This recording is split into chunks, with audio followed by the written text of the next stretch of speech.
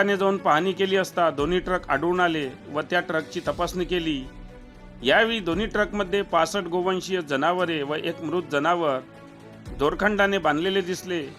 व दोन्ही ट्रकमधील आरोपी ट्रक चालक शेख शहनवाज बेग महबूब वय 31 राहणार यशोदानगर नागपूर, शेख अरबाज शेख कलीम वय 25 राहणार कामठी नागपूर, मोहम्मद नसरुद्दीन मोहम्मद इराशादुद्दीन कुरेशी वय 28 राहणार कामठी नागपूर,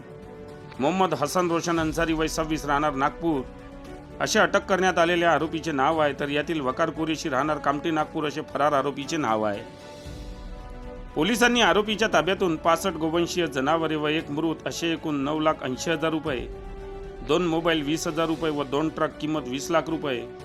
असा एकूण 30 लाखांचा मुद्देमाल स्थानिक गुन्हे शाखेच्या पथकाने जप्त केला व वरील सर्व आरोपी विरुद्ध वडकी पोलीस ठाण्यात गुन्हा दाखल करण्यात आला आहे।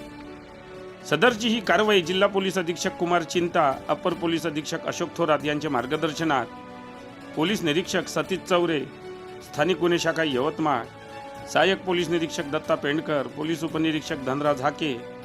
पोलीस अंमलदार सुनील खडांगळे, सुधीर पांडे, निलेश निमकर, सुधीर बातम्यांशी अपडेट राहण्याकरिता आजच आमच्या चॅनलला सबस्क्राइब करा आणि बेल आयकॉनवर क्लिक करा।